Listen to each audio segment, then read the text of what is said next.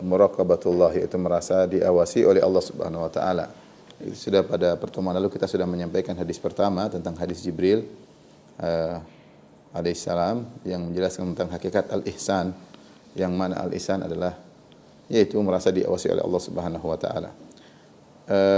Kita masuk pada hadis kedua, an Abi Dzar Jundub bin Junadah wa Abi Abdurrahman Mu'adz bin Jabal. Hadis kedua ini diriwayatkan dari dua sahabat, dari Abi Dzar dan dari Mu'adz radhiyallahu ta'ala anhuma. An Rasulillah sallallahu alaihi wasallam, dari Rasulullah sallam qala, Rasulullah sallam bersabda, ittaqillaha haitsu ma kunta, bertakwalah kepada Allah bagaimanapun engkau berada dan dimanapun engkau berada. Wa atbi sayyi'atal hasanata tamhuha, dan serta susulkanlah keburukan dengan kebaikan, niscaya kebaikan itu akan menghapuskan keburukan. Wa khaliqin nasa bi khuluqin hasanin, dan berakhlaklah kepada manusia dengan akhlak yang baik. Hadis riwayat Tirmizi, hadis riwayat Imam Tirmizi, wa qala haditsun hasan. Imam Tirmizi berkata inilah hadis yang hasan. Ini adalah wasiat Nabi sallallahu alaihi wasallam kepada sahabat-sahabatnya, di antaranya kepada Mu'adz bin Jabal radhiyallahu taala anhu, terutama Mu'adz bin Jabal radhiyallahu taala anhu, ya, baik kepada Mu'adz dan juga kepada Abi Dzar, ya. Terutama Mu'adz bin Jabal radhiyallahu anhu, sebagaimana kita ketahui, diutus oleh Nabi sallallahu alaihi wasallam untuk berdakwah di negeri Yaman, ya, untuk berdakwah di negeri Yaman. Dan seingat saya Mu'adz bin Jabal radhiyallahu anhu tidak kembali lagi ke kota Madinah kecuali di zaman Khalifah Abu Bakar radhiyallahu taala anhu. Dan di antara wasiat Nabi sallallahu alaihi wasallam kepada Mu'adz bin Jabal, demikian juga kepada Abu Dzar, adalah 3 wasiat. Yang pertama, ittaqillaha haitsu ma kunt, bertakwalah kepada Allah dimanapun engkau berada. Wasiat yang kedua, wa atbi sayyi'atal hasanah tamhuha, kalau kau melakukan keburukan, susulkanlah dengan kebaikan, niscaya kebaikan tersebut akan menghapuskan keburukan tadi. Wa khaliqin nasa bi khuluqin hasan, dan bermuamalah kepada manusia dengan akhlak yang baik. Di sini ada 3 wasiat. Yang pertama adalah bertakwa kepada Allah. Sering kita sampaikan ya, makna takwa, ya. Takwa adalah takwa, ya, dan albir, kebajikan. Kedua kalimat ini jika disebutkan berbarengan maka maknanya masing-masing berbeda. Tapi jika disebut secara terpisah, takwa sendiri atau albir secara sendiri, maka yang satu mencakup yang keduanya. Yang satu mencakup yang keduanya. Sebagaimana kaidah idza ijtama'a iftaraqa wa idza iftaraqa ijtama'a. Yang mananya dua lafal ini, kalau dua lafal ini bergabung, maka maknanya masing-masing. Jika lafal ini terpisah, maka yang satu sama dengan yang lain, ya. Kalau kita artikan, jika digabung dalam satu konteks,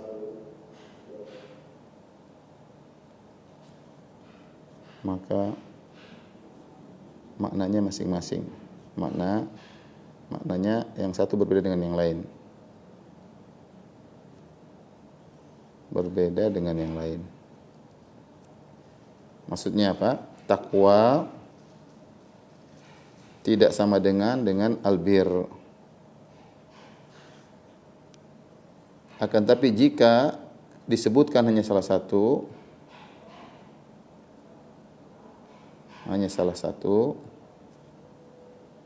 dalam satu konteks, maka maknanya sama, yaitu takwa sama dengan albir. Baik, jika digabungkan maka takwa maknanya meninggalkan maksiat.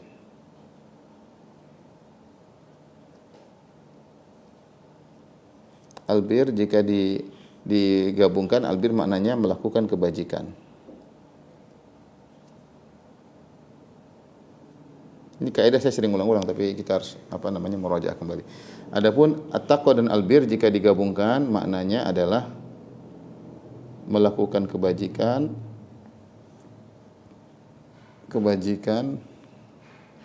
dan meninggalkan maksiat.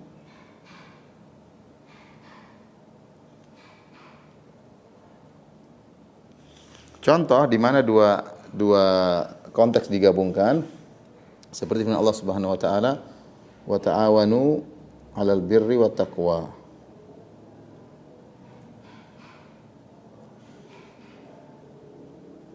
Bertolong-menolonglah kalian dalam kebajikan dan ketakwaan. Berarti kebajikan albir maknanya melakukan kebajikan, takwa artinya meninggalkan kemaksiatan.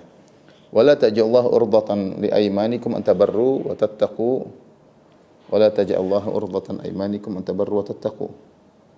Dalam surat Al-Baqarah, wala taj'alullaha urdatan li aymanikum an tabarru wa tattaqu, an tabarru wa tattaqu tuslihu bainan nas.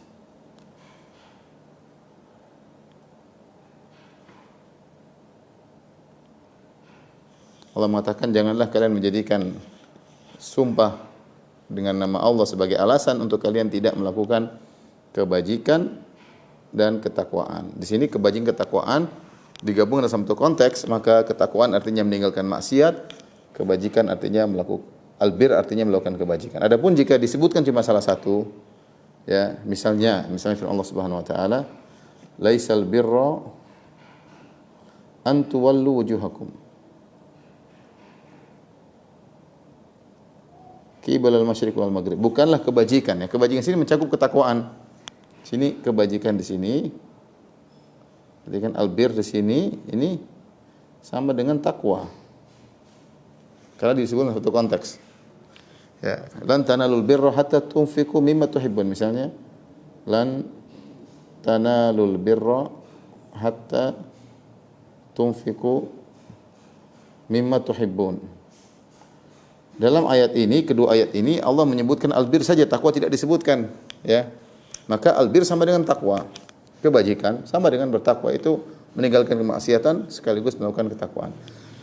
Sama seperti juga misalnya takwa saja yang disebutkan. Seperti Allah Subhanahu wa taala, ya ayyuhalladzina amanu taqullaha haqqa tuqatih, ya.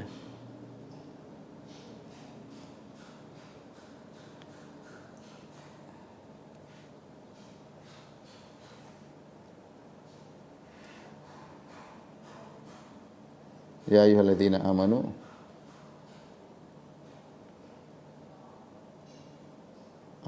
taqullaha haqqa tuqatih. Ini takwa. Sama seperti dalam hadis ini, ya. Dalam hadis ini ittaqillah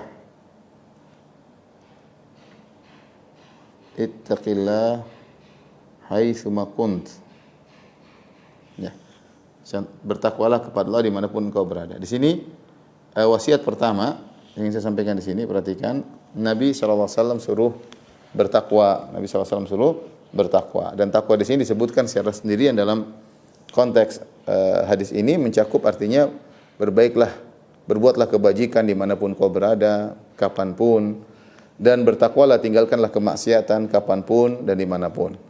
Meskipun banyak ulama ketika mentafsirkan takwa selalu dimaknakan kepada meninggalkan maksiat, karena itu hukum asal takwa. Lafal makna takwa hukum asalnya adalah anta ja'ala bainaka wa baina adzabillahi wiqayah. Engkau menjadikan penghalang antara engkau dan azab Allah, yaitu kau meninggalkan maksiat. Ini secara hukum asal, ya. Sehingga di sini Nabi mengatakan ittaqillah haitsu ma kunt. Perhatikan. Ittaqillah haitsu ma kunt. Di sini haitsu ma kunta, ya. Artinya dimanapun kamu berada, dimanapun kamu berada, bertakwalah kapanpun, ya. Kapanpun, bagaimanapun kondisimu. Haitsu ma kunt, itu bagaimanapun kondisimu. kondisimu. Jadi kita jangan bertakwa ketika cuma di depan orang, sementara ketika bersendirian kita tidak bertakwa ya. Dimanapun kamu berada, ya perhatikan. Tatkala sendirian, di hadapan orang lain,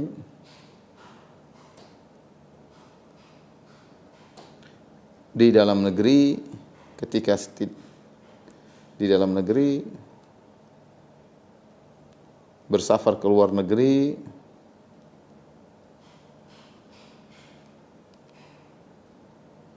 di rumah, di hotel, semuanya harus bertakwa ya. Di rumah ya. Di hotel. Ya, kenapa saya perlu rinci ini? Karena ada sebagian orang yang hanya bertakwa kepada Allah ketika di hadapan orang. Katakanlah sendirian dia tidak bertakwa. Dia hanya bertakwa ketika di hadapan orang lain. Ketika sendirian tidak bertakwa. Ada orang ketika dalam negeri dia bertakwa. Ketika bersafar luar negeri dia tinggal bersama orang-orang yang tidak mengenalnya, tidak tahu asal usulnya, makanya tidak bertakwa. Nakal di sana. Ini banyak orang-orang ketika keluar negeri jadi nakal. Ada juga orang ketika di rumah dia bertakwa di depan istrinya, di depan anaknya. Ketika sendirian di hotel dia nakal ya, tidak bertakwa kepada Allah Subhanahu wa taala. Entah dia main perempuan, entah dia mendengar musik, entah dia berjoget, entah apa dia lakukan. Maka bertakwa dimanapun kamu berada. Kapanpun mau malam hari, siang hari, pagi hari ya. Siang atau malam hari.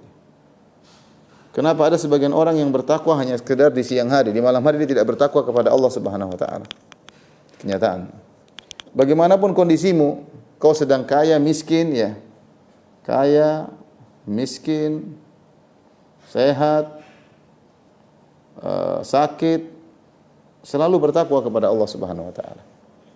Ya, karena Mu'adz bin Jabal ketika diberi nasihat oleh Nabi, dia akan bersafar, dia akan meninggalkan kota Madinah, kemudian dia berdakwah di negeri Yaman. Suatu jarak tempuh yang sangat jauh. Maka Nabi wasiatkan dia untuk bertakwa kepada. Ini wasiat bagi kita semua. Ittaqillaha haitsu ma kunt. Bertakwalah kepada Allah dimanapun kamu berada.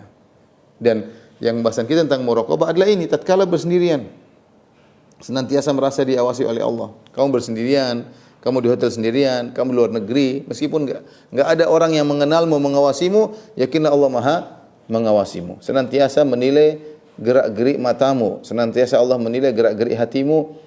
Ya, senantiasa Allah menilai ucapan-ucapan lisanmu, ya. Maka hendaknya bertakwa kepada ini adalah wasiat yang siapa yang melakukannya maka dia akan bahagia dunia maupun di akhirat. Ya, bertakwa kepada Allah Subhanahu wa taala. Kemudian wasiat kedua,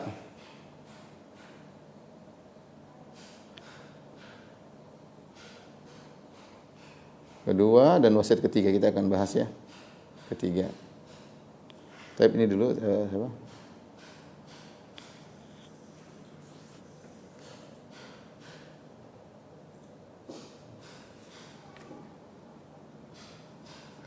Yang berikutnya wasiat kedua.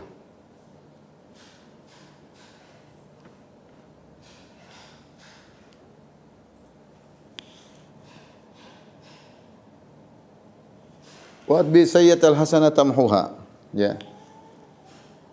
Wa atbi sayyi'ata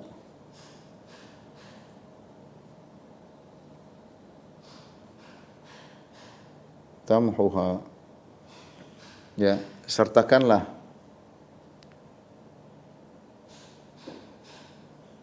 atau susulkanlah keburukan dengan kebaikan. Susulkanlah keburukan, itu dosa, dengan kebaikan. Niscaya kebaikan tersebut akan menghapus dosa tersebut.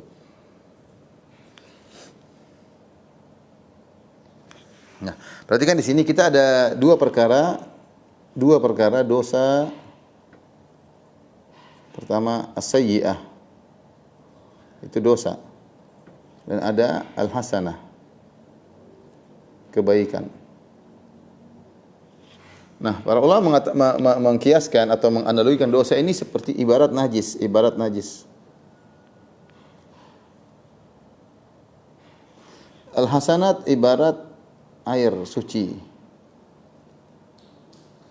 Yang kalau seorang melakukan dosa, kemudian dia sertakan dengan air suci, maka najis tadi bisa dihilangkan. Sebagaimana dalam suatu hadis ketika ja'a a'rabiyyun fabala fi ta'ifatil masjid fazajarahu an-nas. Faqala Nabi sallallahu alaihi wasallam, ada seorang Arab Badui, dia datang kemudian dia kencing di pojok masjid. Maka orang pada heboh.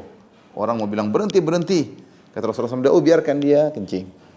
Setelah dia kencing, maka Nabi SAW minta dihadirkan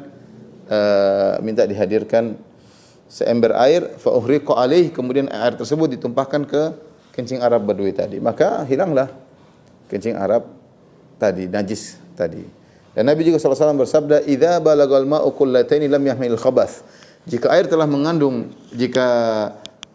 mencapai 2 kullah, itu sekitar 200 liter, kemudian ada najis yang masuk, maka tidak berpengaruh. Apalagi najis cuma sedikit, tidak berpengaruh. Karena begitu banyak air yang dimiliki, sehingga najis-najis kecil tidak berpengaruh. Nah, kalau kita tahu dosa ibarat najis, kebaikan ibarat air suci, maka perbanyaklah kebaikan. Ya. Perhatikan, dengan memperbanyak kebaikan, ya, dengan memperbanyak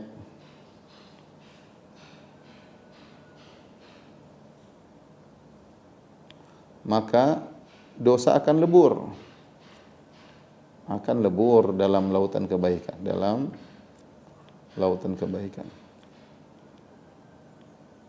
Ini dalil bahwasanya kebajikan bisa menghapuskan dosa. Ini dalil bahwa kebajikan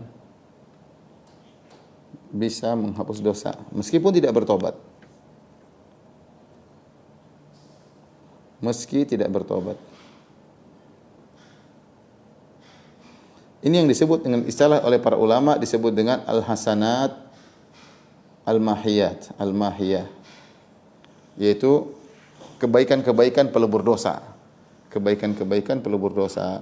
Dan itu banyak. Dalilnya sangat banyak. Di antara dalilnya seperti firman Allah Subhanahu wa taala, ya, aqimis salata tarafayn nahari wa zulafan minal lail innal hasanati yudhhibna as-sayyi'at dzalika dzikra lidz-dzakirin. Dalam surat Hud kata Allah Subhanahu wa taala, wa aqimis salata tarafayn nahar wa zulafan minal lail. Dirikanlah salat di penghujung hari dan sebagian di malam hari. Innal hasanati yudhhibna as-sayyi'at. Sungguhnya kebaikan-kebaikan akan menghapuskan dosa-dosa. Kebaikan akan menghapuskan dosa. Ini dalil. Ini tentang kisah seorang lelaki yang di pinggiran kota Madinah, dia merayu seorang wanita. Dia melihat ada seorang wanita berjualan korma. Kemudian dalam sebuah riwayat, dia melihat seorang wanita berjualan korma, kemudian mengatakan, lihatlah korma dalam rumahku. Maka wanita ini masuk pengen lihat korma. Kemudian ketika wanita tersebut masuk, maka dia pun bahasa Jawanya menggerayangi atau dia menyentuh wanita tersebut, tapi tidak dia senggama, tidak dia setubuhi. Maka setelah itu dia menyesal. Dia pun datang kepada Nabi SAW mengatakan, ya syahwat, ketika syahwat berkobar sekarang terkadang seorang lupa diri. Alhamdulillah orang ini dia masih sadar sehingga dia tidak terjerumus dalam dosa yang lebih besar, yaitu berzina. Dia menyentuh wanita tersebutlah dosa. Sebagaimana dalam hadis bahwasanya lebih baik seorang ditusuk dengan besi yang tajam daripada menyentuh seorang wanita bukan mahram, tapi syahwat telah mendominasinya. Ketika itu dia pun ketakutan, dia pun datang kepada Nabi sallallahu alaihi wasallam. Kemudian dia berkata, "Ya Rasulullah, aqim alayya haddan." Ya Rasulullah, tegakkanlah kepadaku hukum had. Kenapa? Ya Rasulullah, saya telah memegang seorang wanita, hanya saya tidak berzina dengan dia. Maka Rasulullah SAW tidak menjawab. Akhirnya dia salat bersama Nabi sallallahu alaihi wasallam. Setelah dia salat, Rasulullah SAW mengabarkan kepada dia salat berjamaah bersama Nabi. Nabi mengatakan, dosa-dosamu telah diampuni karena Allah menurunkan firman-Nya, wa aqimis salata tarafayn nahari wa zulafan minal laili innal hasanati yudhhibna sayyi'at.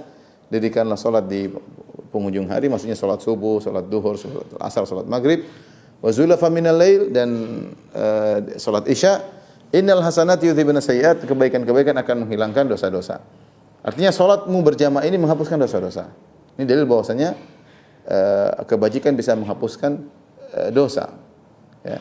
Kemudian dalil yang lain seperti kisah Hatib bin Abi Balta'ah. Hatib bin Abi Balta'ah, cuma hanya saja Hatib bin Abi Balta'ah ini melakukan kebajikan sebelumnya. Ya, dia bukan menyusulkan dosa dengan kebajikan, tapi kebajikan telah dia lakukan sebelumnya. Itu dia ikut serta dalam perang Badar. Ikut serta dalam perang Badar pada tahun 2 Hijriah. Kemudian dia melakukan kesalahan pada tahun 8 Hijriah, itu 6 tahun berikutnya dia melakukan kesalahan di mana dia menulis surat mengabarkan kepada sebagian orang kaum musyrikin bahwasanya Nabi akan memerangi kota Mekah. Dan itu adalah bentuk pemberian informasi kepada musuh, dan itu berbahaya, dan dia melakukan kesalahan. Tetapi kesalahan tersebut dosa besar yang dia lakukan, memberi informasi tentang kondisi Nabi yang ingin menyerang kota Mekah kepada orang kafir Quraisy. Namun kesalahan tersebut lebur dalam lautan kebaikan yang pernah dilakukan sebelumnya, yaitu perang Badar. Makanya ketika Umar berkata, "Da'ni adrib unuqa hadzal munafiq." Ya Rasulullah, biarkan saya penggal kepala Hatib bin Abi Balta'ah. Kata Rasulullah SAW, "Jangan.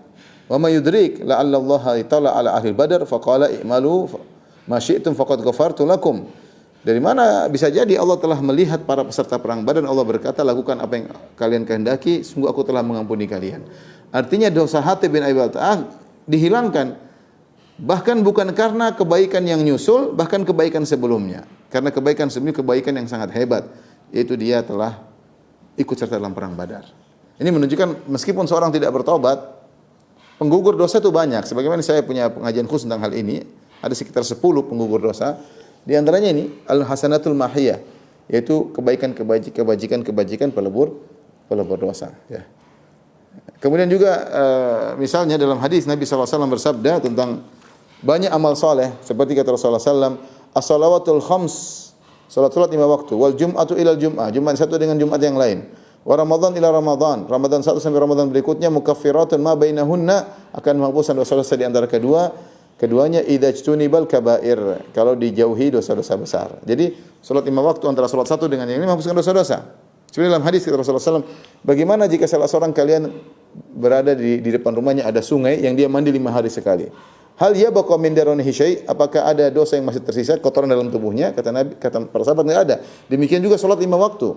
Diibaratkan seperti seorang yang mandi di air. Jadi salat seperti air yang banyak, seperti sungai. Satu salat seperti sungai. Jadi salat itu menunjukkan pahalanya besar. Ini dalil bagaimana para ulama menganalogikan kebajikan dengan air yang suci. Karena Rasulullah SAW menganalogikan salat dengan sungai. Ya, bagaimana seorang punya sungai yang ngalir depan rumahnya, dia mandi 5 kali sehari. Hal yabqa min daranihi syai', apakah masih tersisa kotoran di tubuhnya? Jawabannya tidak ada. Orang yang sering salat 5 waktu dosa-dosanya digugurkan oleh Allah Subhanahu wa taala. Demikian juga wal jum'a ilal jum'ah, siapa yang salat Jumat berikutnya, dosa di antara 2 Jumat diampuni oleh Allah Subhanahu wa taala. Wa Ramadan ila Ramadan, siapa yang Ramadan berhasil, Ramadan berikutnya dia pun bertakwa kepada Allah, Ramadannya diterima, maka dosa-dosa diampuni di antara keduanya.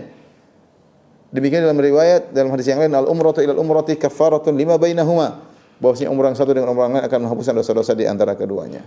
Haji mabrur juga demikian. Man hajja wa lam yarfuth wa lam yafsuq raja'a min dhunubi ka yaumin waladathu ummu, siapa yang berhaji tidak melakukan rafas, tidak melakukan kefasikan, dia akan bersih dari dosa-dosanya sebagaimana baru dilahirkan dari perut ibunya.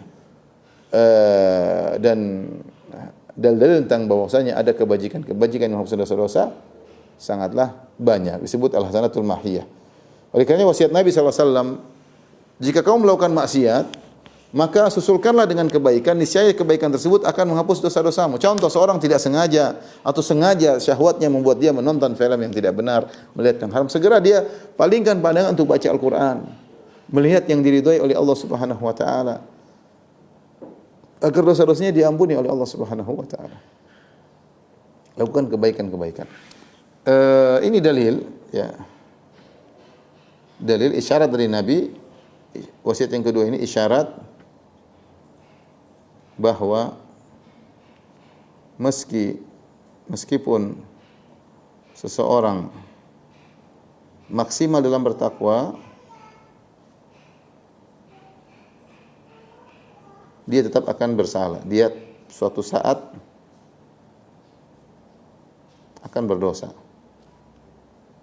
Ingat, hadis ini bukanlah menyuruh seorang berdosa. Tidak apa-apa berdosa, tinggal nanti nyusulkan dengan kebaikan.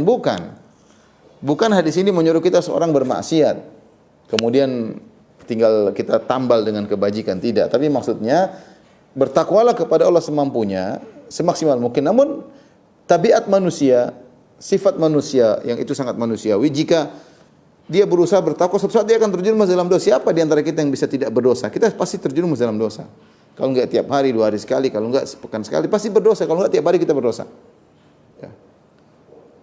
Karena tidak mungkin seorang selalu istiqomah, maka ada solusinya. Solusinya kalau kau melakukan maksiat, maka susulkanlah dengan kebajikan. Niscaya kebajikan yang kau susulkan tadi akan menghapuskan maksiat sebelumnya. Dan Rasulullah SAW telah bersabda dalam hadisnya, istaqimu walan tuhsu.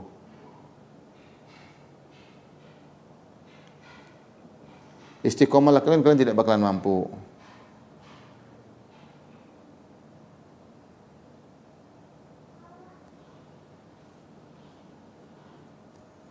Tidak bakalan sempurna, gampangnya demikian. Tidak akan sempurna, pasti ada kekurangan, pasti terjerumus dalam kemaksiatan. Ya. Ini wasiat yang kedua. Ikhwan dan akhwat yang Allah Subhanahu wa taala, hendaknya diperhatikan oleh kita. Namanya kita mengaji, kita berusaha bertakwa, pasti ada kesalahan. Nah, kalau kita melakukan kesalahan, tinggal kita menyusulkan dengan kebaikan. Tapi wasiat yang ketiga,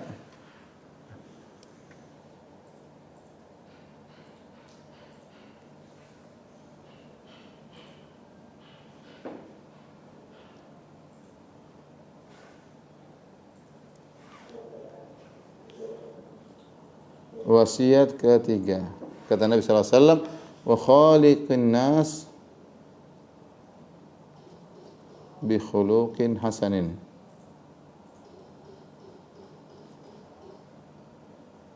Interaksilah kepada manusia, interaksilah dengan manusia dengan akhlak yang indah.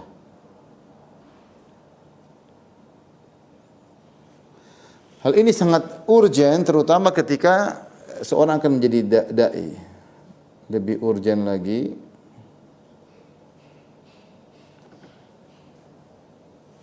jika seorang adalah panutan. Seperti Mu'adz bin Jabal radhiyallahu taala anhu, yang di mana dia diutus oleh Nabi untuk berdakwah ke negeri Yaman, situ banyak orang Yahudi.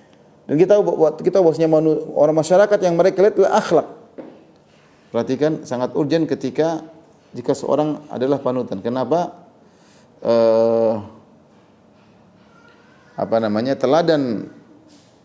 Teladan perbuatan lebih mengena dari sekedar teori atau praktek, ya.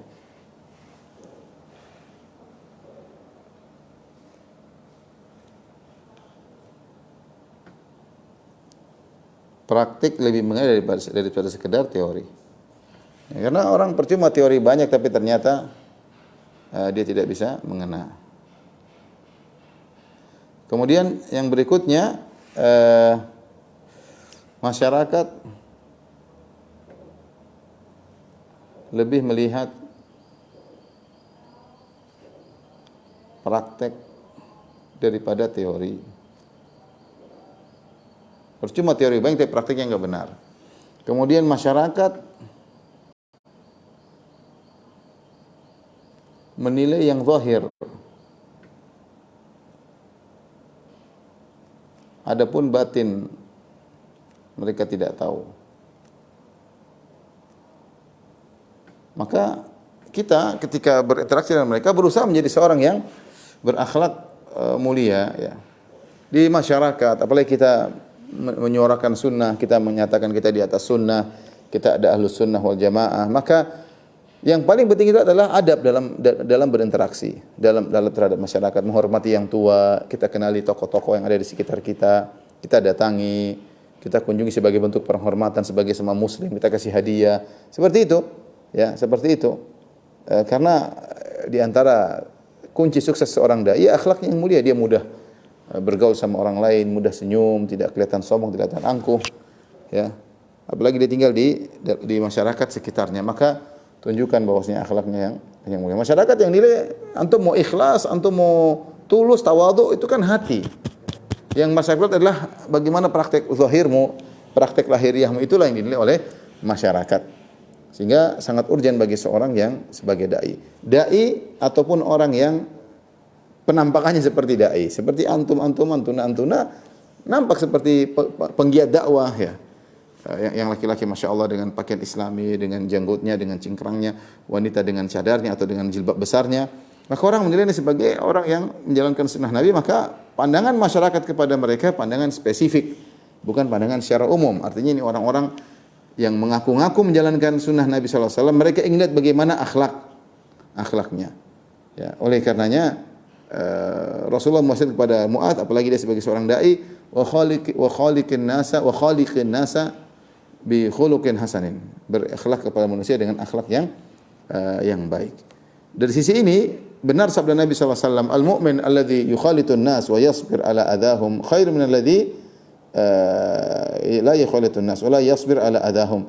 Seorang mukmin yang berinteraksi dengan masyarakat dan dia sabar dengan gangguan-gangguan masyarakat itu lebih baik daripada seorang mukmin yang tidak berbaur dengan masyarakat dan tidak bersabar dengan gangguan mereka. Namun seorang dai hendaknya berbaur, berinteraksi dan sabar dengan kekurangan audiens, kekurangan sudah dinasihati tidak ngerti, sabar dengan mereka ya. Maka inilah kunci sukses seorang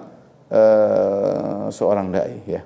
Dan ini dalil bahwasanya akhlak yang mulia adalah ibadah yang sangat agung, dan dalilnya terlalu banyak, sudah kita bahas dalam buku yang lain seperti dalam buku kita Syarah Kitabul Jami', Syarhu Kitabil Jami', sudah saya bahas di awal tentang keutamaan akhlak mulia.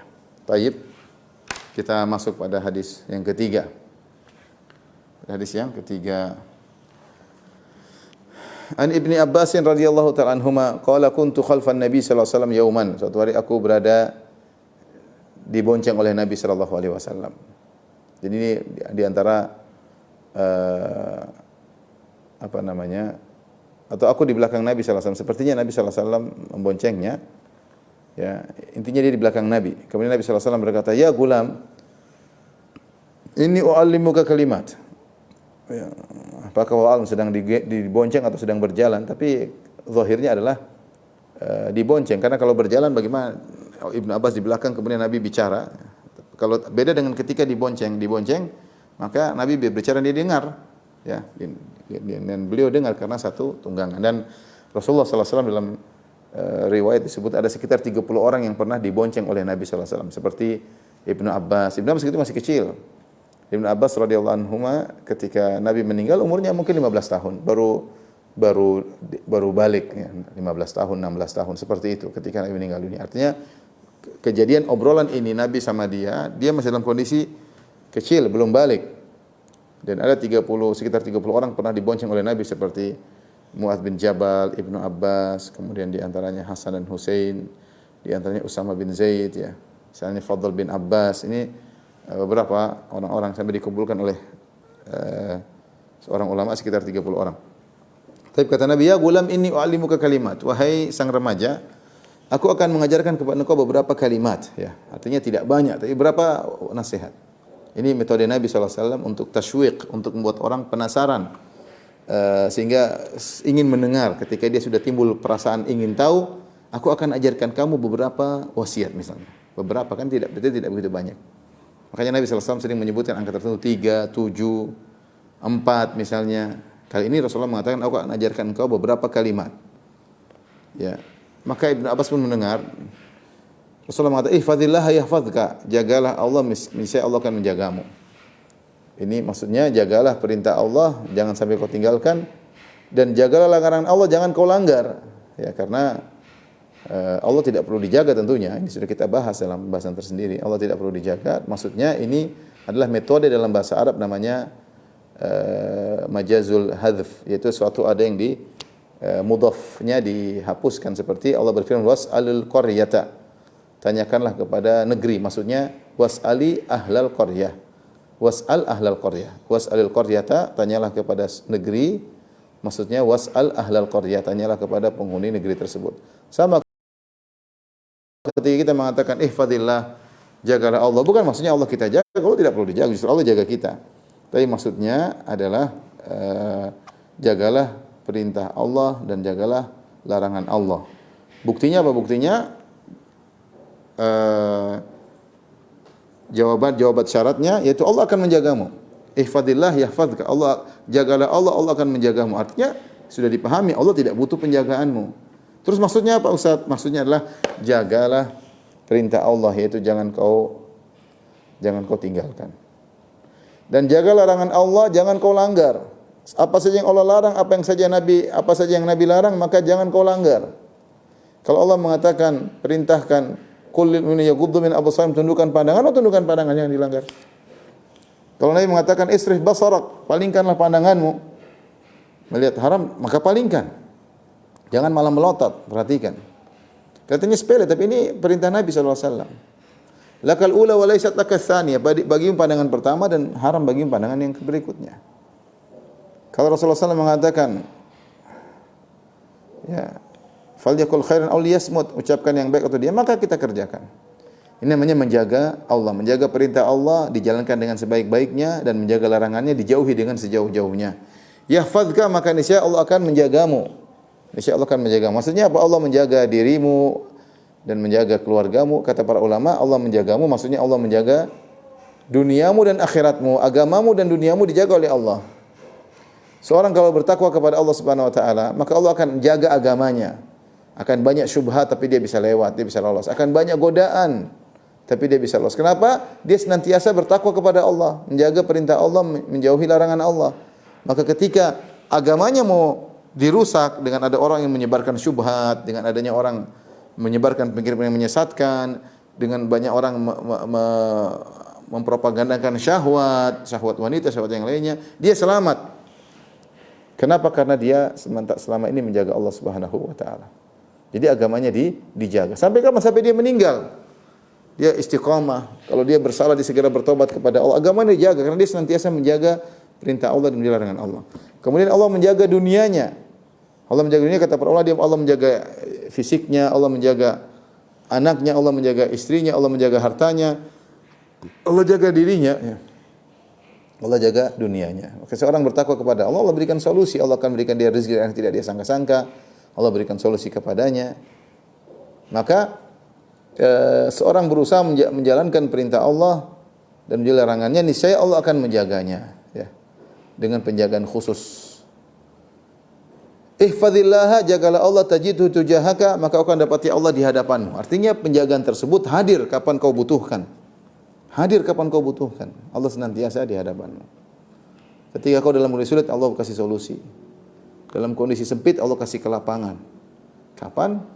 Segera. Karena tajidhu tujahaka, kau dapati Allah di hadapanmu. Ini butuh ketulusan kita di hadapan Allah. Kita menjalankan perintah Allah dan larangannya, ya. Dan sangat sulit di zaman sekarang ini.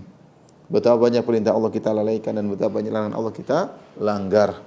Dengan adanya interaksi kita dengan medsos, interaksi kita dengan YouTube, Facebook dan yang lainnya, maka seorang bertakwa kepada Allah, insya Allah akan menjaganya. Allah akan jaga dia di saat-saat genting, Allah hadir menjaganya. Karena tajidhu tujahaka, ini penekanan. Jika engkau jaga Allah, engkau akan mendapati Allah di hadapanmu. Ini wasiat yang pertama, menjaga Allah. Wasiat yang kedua kepada Ibnu Abbas, kalimat yang kedua, idza sa'alta fas'alillah, jika kau minta kepada Allah, maka mintalah kepada Allah. Wa idza sta'anta fasta'in billah, jika kau minta pertolongan, mintalah pertolongan kepada Allah Subhanahu wa taala. Ini di antara pengajaran tauhid kepada Ibnu Abbas. Ibnu Abbas masih kecil ketika itu. Tapi Rasulullah SAW tanamkan tauhid. Mintalah, artinya apa? Senantiasa kau bergantung kepada Allah Subhanahu wa taala. Kalau minta kepada Allah. Kalaupun kau harus minta kepada makhluk, maka yakinlah makhluk tersebut hanyalah sebab yang menentukan akibat, yang membuat makhluk itu mau menolongmu adalah Allah Subhanahu wa taala. Oleh karenanya menggampang-gampangkan minta tolong kepada orang lain, ya, ini mengurangi nilai tauhid. Sebagaimana dijelaskan oleh Syekh Utsaimin rahimahullahu taala.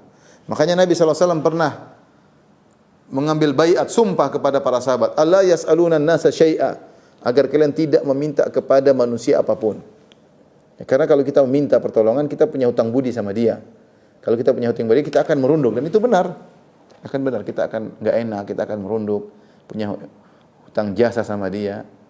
Maka benarlah perkataan Syekhul Islam Ibnu Taimiyah, beliau berkata, ahsin ila man syi'ta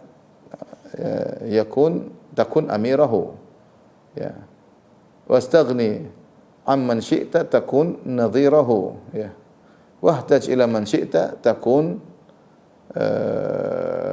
asirahu, atau kama qala Ibnu Taimiyah. Dia mengatakan, berbuat baiklah kepada siapapun, niscaya kau akan menjadi amirnya, kau akan menjadi pemimpin orang yang kau baiki tersebut. Merasa cukuplah dari siapapun, niscaya kau akan berimbang dengannya. Dan butuhlah kepada siapapun, niscaya kau akan menjadi tawanannya. Butuhlah kepada siapapun, niscaya kau akan menjadi tawanan. Itu benar. Kalau kita sering minta kepada orang, akhirnya kita rendah di hadapan dia, enggak enak sama dia, merasa punya hutang budi. Maka Nabi mengajarkan kalau meminta, hendaknya minta kepada Allah. Urusan apapun, berdoa kepada Allah Subhanahu wa taala. Dan tidak usah malu-malu untuk minta kepada Allah. Dalam hadis qudsi Allah berfirman, "Ya ibadi kullukum ja'i illa man at'amtuhu fastat'imuni ut'imkum." Wahai hamba-hambaku, kalian seluruhnya adalah lapar kecuali yang aku berikan makanan kepadanya. Fastat'imuni, minta makan kepada aku. Allah suruh minta makan kepada Allah. Makanan yang kita makan ini dari Allah Subhanahu wa taala. Mintalah makan kepada aku, niscaya akan berikan makan kepadamu. Kata Ibnu Rajab, kemudian kata Allah juga, ya ibadi kullukum arin illa man kasautu fastaksuni aksikum. Wahai hamba-hambaku, semuanya tidak berpakaian kecuali yang aku beri pakaian. Maka mintalah pakaian dariku, niscaya aku akan beri pakaian kepada kalian. Kata Ibnu Rajab ketika mengomentari di sini Ibnu Hambali, ini dalil bahwasanya Allah Subhanahu wa taala suka kita minta kepada Allah bahkan dalam perkara-perkara yang kecil yang kita anggap sepele, makan, pakaian itu perkara mungkin zaman sekarang sepele. Tapi tetap kita minta kepada Allah Subhanahu wa taala. Dan itu yang diriwayatkan dari Nabi sallallahu alaihi wasallam dengan sanad yang dipermasalahkan. Kata Nabi sallallahu alaihi wasallam, Ud'u Allah, berdoalah kepada Allah Subhanahu wa taala, liyas'al ahadukum rabbahu hatta syirakan alihi. Hendaknya salah seorang dari minta kepada Allah meskipun memperbaiki tali sendalnya saja. Lihatlah bagaimana Nabi Musa alaihissalam ketika dia lapar setelah dia membantu dua wanita dalam negeri Madian, wasaqalahuma tsumma tawalla ila dhil, dalam surat Al-Qasas. Kemudian dia pun berenang di bawah sebuah pohon dan dia berkata, Rabbi inni lima anzalta ilayya min khairin faqir. Ya Allah, aku butuh dengan aku ini sangat fakir kepada kebaikan darimu ya Allah. Kata para ahli tafsir, dia minta roti. Musa lapar minta roti. Nabi Musa alaihissalam minta roti. Jadi kita selalu hati kita tergantung kepada Allah. Minta kepada Allah. Minta, ya Allah mudahkanlah aku ini, Allah mudahkanlah. Jangan kita merasa kita kebanyakan minta. Itu kita butuh seperti itu kalau kepada manusia. Justru Allah senang kalau kita sering minta kepada Allah Subhanahu wa taala. Menunjukkan kita adalah hamba yang selalu butuh kepada. Jangan kita tidak merasa butuh kepada Allah. Kalau manusia, kita enggak enak minta kepada manusia. Kenapa? Karena asetnya terbatas. Ada limitnya asetnya. Mau sekaya triliuner, mau sekaya apapun yang mungkin punya orang terkaya di dunia, tetap asetnya terbatas. Minta terus, lama-lama dia merasa asetnya diusik. Tapi kalau Allah unlimited, kayaknya tidak terbatas, maka minta saja. Tinggal kun fayakun, mudah bagi Allah, dan tidak usah malu-malu. Justru Allah senang, ya, jika hambanya sering meminta kepada Allah Subhanahu wa taala. Man la yas'alillah yaghdab min. Siapa yang tidak minta kepada Allah, murka kepadanya. Allah senang. Ya. Wa qala rabbukum ud'uni astajib lakum. Berkata Rabbmu, mintalah kepadaku, niscaya aku akan mengabulkan. Jadi kita selalu minta kepada Allah. Sekali lagi, kalau kita terpaksa harus minta tolong kepada manusia, ini namanya kita butuh, dalam kondisi tertentu kita butuh pertolongan kepada manusia. Tetap hati kita bersandar kepada Allah. Karena orang ini tidak bakalan menolong kita kalau Allah tidak gerakkan hatinya. Allah hadirkan dia untuk membantu kita. Tidak jadi masalah. Bukan berarti haram kita selalu minta pertolongan, tapi kalau sesekali tidak jadi masalah, apalagi keperluan. Dan benarlah firman Allah, wa ta'awanu 'alal birri wat taqwa, saling tolong menolong, enggak ada masalah. Ya. Tapi tetap hati kepada Allah Subhanahu wa taala. Wa idza sta'anta fasta'in billah, jika minta tolong kepada Allah. Minta tolong, klikkan hati, sambung dengan Allah, minta kepada Allah Subhanahu wa taala. Kemudian kalimat berikutnya, dan kalau kita senantiasa minta kepada Allah, hati kita, tauhid kita semakin mantap. Karena kita tidak ada ketergantungan kepada makhluk siapapun. Kita yakin rezeki dari Allah. Orang ini pun bawa rezeki, orang ini beri hadiah, orang ini beri bantuan, semuanya dari Allah Subhanahu wa taala. Ya. Makanya amalan yang makanan yang terbaik adalah makanan yang merupakan hasil kerja kita sendiri. Wa inna nabiyullah Daud kana ya'kulu min amali yadihi. Dan Nabi Daud alaihissalam dulu makan dari hasil kerjanya sendiri. Kemudian kalimat berikutnya wa'lam annal ummata law ijtama'at ala an yanfa'uka bi syai' lam yanfa'uka illa bi syai'in qad katabahu Allahu lak. Ketahuilah bahwasanya seluruh umat kalau berkumpul untuk beri manfaat kepadamu, maka mereka tidak bisa beri manfaat kepadamu kecuali yang telah Allah catat untukmu. Karena semua Allah adalah an-nafi ad-dhar, dia yang beri manfaat dan dia memberi kemudaratan. Satu dunia ingin beri manfaat kepada kita, minta tolong satu dunia tolong kita. Kalau Allah tidak catat pertolongan tersebut, tidak akan bisa tertolong. Satu dunia kita minta tolong. Tolong saya. Dan satu dunia berusaha menolong. Kalau Allah tidak catat, tidak bisa selamat dari, tidak bisa mendatangkan pertolongan. Itu banyak, ada orang kaya, orang terkenal, minta seluruh dokter untuk bantu dia. Kalau nggak bisa, waktunya mati-mati. Tapi kalau orang-orang ingin berkumpul, ingin mencelakakan dia, tapi Allah selamatkan, dia akan selamat. Wa in ijtama'u an yadurruka bi syai'in lam yadurruka illa bi syai'in qad katabahu Allahu 'alaik. Jika mereka bersatu padu untuk beri mudarat kepadamu dengan suatu kemudaratan apapun, mereka tidak bakalan mau memberi mudarat kepadamu kecuali yang telah Allah catat akan menimpamu. Rufi'atil aqlam. Ya, telah diangkat pena-pena pencatat takdir. Wa jaffatis suhuf, lembaran-lembaran sudah kering, tidak bisa ditipeks lagi, tidak bisa ditulis lagi kedua kali. Pena-pena sudah diangkat, takdir tidak bisa berubah. Hadis hasan sahih. Riwayat Tirmidzi. Wa fi riwayatin ghairi Tirmidzi, dalam riwayat yang lain selain riwayat Imam Tirmidzi, Rasulullah SAW bersabda, "Ihfadillaha tajidhu amamak." Jagalah Allah, niscaya Allah akan berada di hadapanmu. Ta'arraf ila Allah fi ar-rakha ya'rifka fi syiddah. Kenalkanlah dirimu kepada Allah ketika dalam kondisi lapang, ya'rifka fi syiddah, maka Allah akan kenal engkau dalam kondisi sulit. Ini nasihat dari Nabi SAW. Nanti dalam kita lapang lagi punya duit, kita berusaha cari muka di depan Allah. Bukan cari muka kepada manusia. Kita sedekah, kita lagi sehat, kita puasa, kita salat malam. Kita berusaha mengenalkan diri kita kepada Allah. Kita ingat Allah, berusaha mengenal Allah, berusaha mengenalkan diri kita. Nanti dalam kondisi sulit, ya'rifka fi syiddah, Allah akan kenal engkau. Dalam kondisi sulit, Allah langsung kenal engkau sekaligus. Saat itu juga. Makanya dikatakan ketika dalam sebagian riwayat disebutkan ketika dalam Syarah Arba'in Nawawiyah, ketika Yunus bin Matta, Nabiullah Yunus alaihissalam ketika ditelan oleh ikan paus. Fanada fi dhulumat, kata Allah, kemudian dia menyeru dalam tumpukan kegelapan. Itu kegelapan dalam perut ikan paus, kegelapan lautan, kemudian kegelapan malam, kegelapan awan, kegelapan bertubi-tubi. Dia dalam perut ikan paus. Kalau dia berteriak, siapa yang mendengar? Mau telepon, siapa mau telepon, sinyal enggak ada dalam perut ikan paus. Siapa yang mendengar suaranya? Fanada fi dhulumat, maka dia berkata, la ilaha illa anta subhanaka inni kuntu minadh dhalimin. Ya Allah, tidak ada yang berhak disembah kecuali Engkau ya Allah. Sungguhnya aku termasuk orang-orang yang zalim. Maka ketika itu Allah pun tahu ini suara tidak asing para malaikat, ini suara tidak asing, suara hamba yang senantiasa beribadah kepada Allah Subhanahu wa taala. Seruan seorang hamba yang senantiasa beribadah kepada Allah, dia seruan Yunus bin Matta. Jadi ketika dalam kondisi lapang, jangan lupa kita senantiasa kenal Allah. Jangan lupa kepada Allah, perkenalkan diri kepada Allah, cari muka kepada Allah. Niscaya dalam kondisi sulit Allah akan mengenal kita. Kemudian kata Nabi sallallahu alaihi wasallam, "Wa'lam anna ma akhta'aka lam yakun liyusibak." Ketahuilah apa yang meleset darimu tidak akan mengenaimu. Apakah yang Allah takdirkan meleset, kau tidak akan mendapatkannya. Kau berusaha semaksimal mungkin, ya, tidak akan mengenaimu. Wa ma asabaka lam yakun liyukhti'ak. Apa yang menimpamu tidak akan meleset darimu. Apakah yang menimpamu itu berupa kebaikan atau keburukan? Kalau kau ditakdirkan kaya, kau pasti kaya. Tidak mungkin kau miskin. Kalau kau ditakdirkan miskin, kau akan miskin. Tidak mungkin kau menghindar darinya. Wa alam anna nasra ma'as sabr. Ketahuilah bahwasanya pertolongan datang bersama dengan kesabaran. Tinggal sabar datang pertolongan. Ya, ini kita masalahnya enggak sabar. Sabarnya masih ragu-ragu, pertolongannya pun ragu-ragu. Kapan kita sabar, pertolongan bersama dengan kesabaran tersebut. Ini harus kita yakini. Kita ini menghadapi banyak permasalahan, tidak datang pertolongan Allah karena kita kurang bersabar. Emosi, marah, teriak-teriak, curhat di Facebook, curhat di medsos. Gimana mau datang pertolongan? Anna nasra ma'as sabr. Sampai Nabi mengatakan bersama, jadi kebersamaan sama bareng-bareng. Tinggal kamu sabar yang benar datang pertolongan. Cuma kita enggak sabar.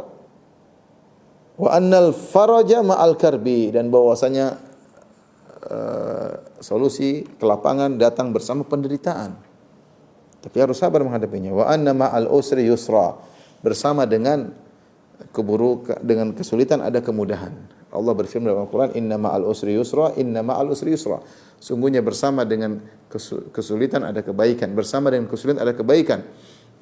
Kata ahli nahwu, inna ma'al usri bersama kebaikan, alif lam itu al-usr, ada alif lamnya. Sungguhnya bersama dengan kebaikan ada bersama dengan kesulitan ada kemudahan. Kemudahan itu yusran. Yusran di sini nakirah. Kemudian Allah ulangi lagi, inna ma'al usri yusran. Sungguhnya bersama dengan kesulitan yang pertama. Sama karena ada alif lamnya. Yusran nakirah, yusran yang kedua tidak sama dengan yusran pertama. Saya tuliskan di sini. Ya. Kata Allah Subhanahu wa taala, inna ma'al usri yusran. Inna ma'al usri yusran. Perhatikan sini alif lam lil ahad ya. Sehingga ini sama ya. Al-usr yang pertama, adapun ini tidak sama, Tunggu saya kasih, ini sama. Ini tidak sama.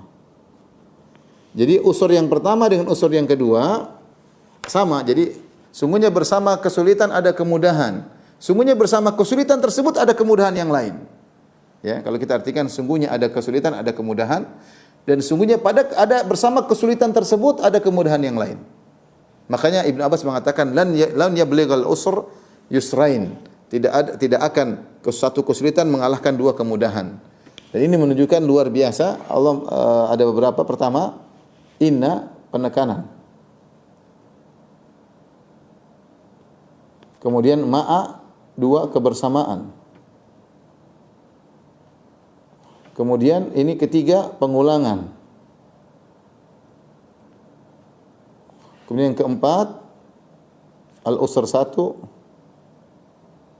al-yusr 2, yusran 2. Ada 2 kali. Lihat ada 4 penekanan menunjukkan bahwasanya kesulitan itu bersama dengan kemudian bersama datang dengan kesulitan. Subhanallah. Bahkan subhanallah mengatakan di antaranya contoh misalnya la qadarullah, kita tidak ingin tapi sini terjadi seorang kemudian terjadi kecelakaan. Kemudian dia lagi naik mobil sama anak istri, tahu-tahu mobilnya ketabrak remuk, tapi subhanallah dia lihat dirinya selamat, anaknya selamat. Ketika itu pun dia sadar ada kemudahan, alhamdulillah bukan anak saya yang diambil oleh Allah, bukan musibah menimpa istri saya, alhamdulillah cuma mobil. Ini pun masih bisa diperbaiki. Banyak hal. Di tengah-tengah kesulitan tersebut ada kemudahan. Maka seorang tinggal bersabar. Yang menjadi perhatian kita dalam hadis ini yaitu kita berusaha merasa diawasi oleh Allah dalam sabda Nabi, ihfazillah yahfazka. Jagalah Allah, niscaya Allah akan menjagamu. Itu jagalah Allah dimanapun kamu berada. Kamu kalau mau beribadah tidak tunggu dilihat oleh orang. Kamu bersedekah tidak perlu ditunggu oleh orang.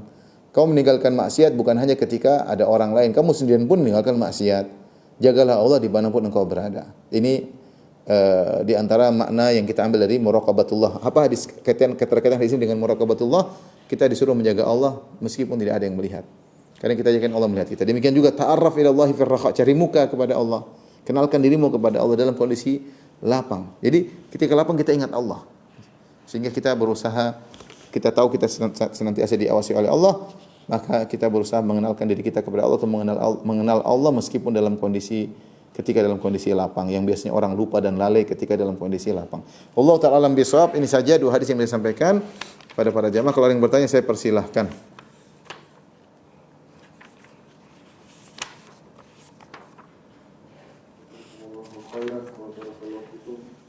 Kami sampaikan kepada Ustaz Dr.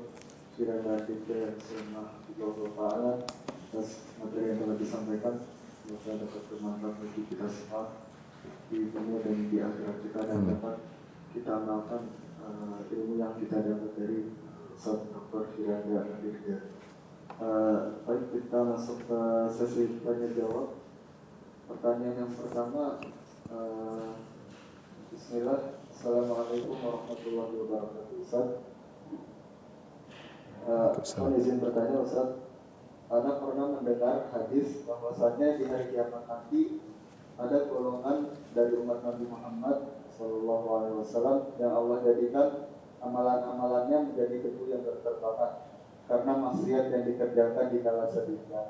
Pertanyaan anak, bagaimana kiat-kiat kita untuk menghadiri muraqabatullah di kala sendirian agar tidak terjatuh ke dalam kemaksiatan di kala sendirian ini? Barakallahu fikum wa jazakumullahu khairan. Tidak, saya rasa cara yang paling mudah kita belajar tentang Asmaullahil Husna. Maksudnya Allah adalah Ar-Raqib. Ar-Raqib maksudnya Maha mengawasi. Maha mengawasi. Allah Sami, Allah Maha mendengar. Al-Basir, Allah Maha melihat. Ya, yakin Allah melihat kita. Ya. Allah mengatakan, "Wa ma tasqutu min waraqatin illa ya'lamuha." Tidak ada satu daun pun yang jatuh kecuali Allah mengetahuinya. Ya, wa ka'ayyin min dabbatin la tahmilu rizqa Allah yarzuquhu wa iyyakum. Betapa banyak hewan melata yang tidak bisa mengurus rezekinya, Allah yang memberi rezeki. Kalau hewan saja Allah tahu, daun saja Allah tahu, padahal mereka ghairu mukallaf. Mereka tidak dibebani dengan syariat, apalagi dengan kita. Dan betapa banyak orang-orang yang terbongkar maksiatnya ketika dia bersendirian yang melakukan maksiat, lama-lama dibongkar oleh Allah. Berulang-ulang akhirnya ada saatnya Allah bongkar maksiatnya ya. Tetapi seorang bertakwa kepada Allah, walaupun tidak, dia selalu jangan lupa senantiasa bertobat dan bertobat. Ya. Kalau perlu dia tulis sesuatu di hadapannya, misalnya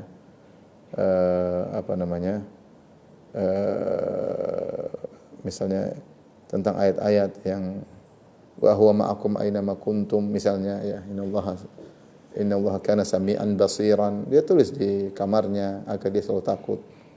Ya, bahwasanya Allah senantiasa mengawasinya.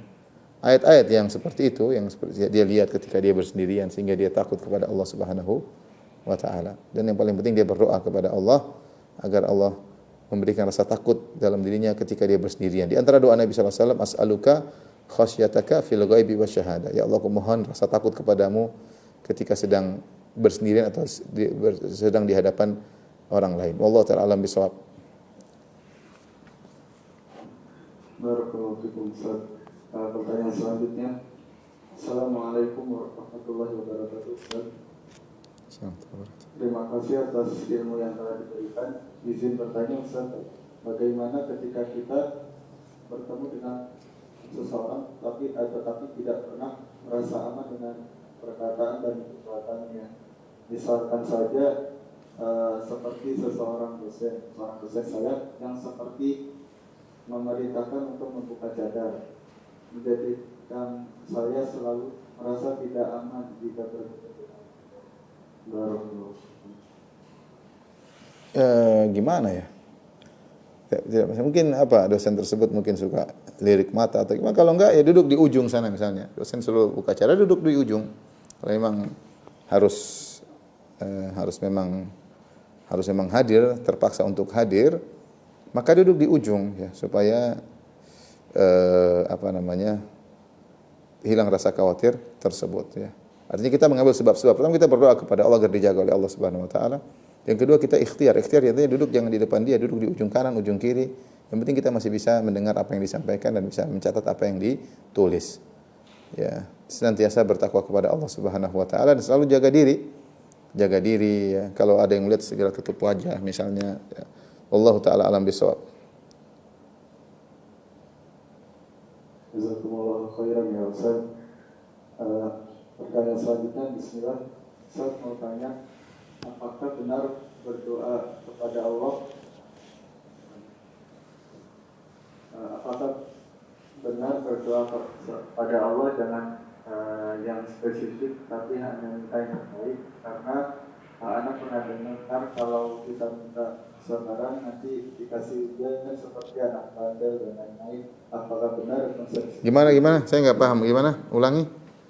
Kalau apakah benar kita berdoa kepada Allah dengan hal-hal yang spesifik, tapi hanya minta yang terbaik? Karena sang penanya pernah mendengar kalau kita minta kesabaran nanti kita dikasih ujian seperti anak bandel dan lain-lain.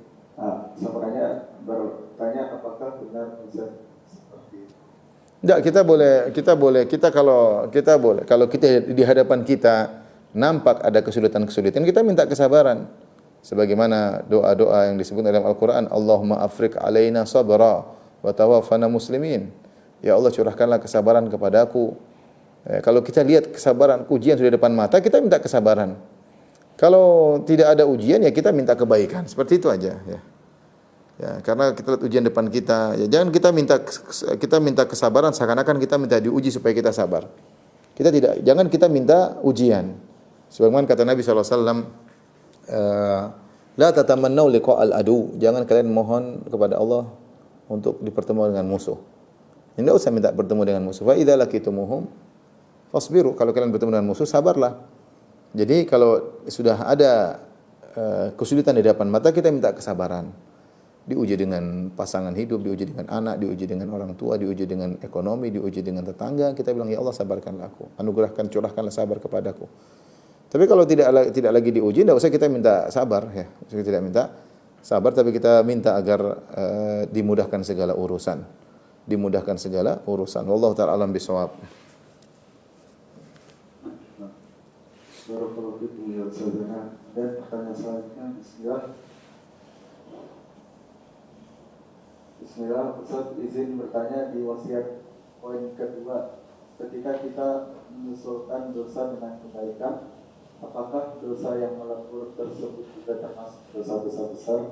Jazakumullahu khairan wa barakatuh. Sudah kita sebutkan bahwasanya dosa ibarat najis, adapun kebaikan ibarat air. Maka tergantung dosanya besar, maka kebaikan juga harus banyak yang dilakukan. Ya, supaya bisa melebur dosa-dosa tersebut. Ya, kalau airnya sedikit, najisnya besar, ya susah. Tapi kalau najisnya besar, airnya sangat berlimpah luah, maka mudah melebur. Ya. Dan jangan lupa bertobat. Ya, bertobat mudah. Bertobat dan susul dengan banyak kebaikan.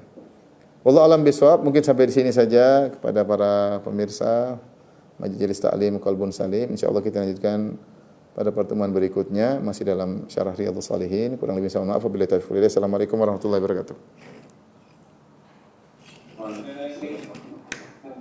Jazakumullahu khairan.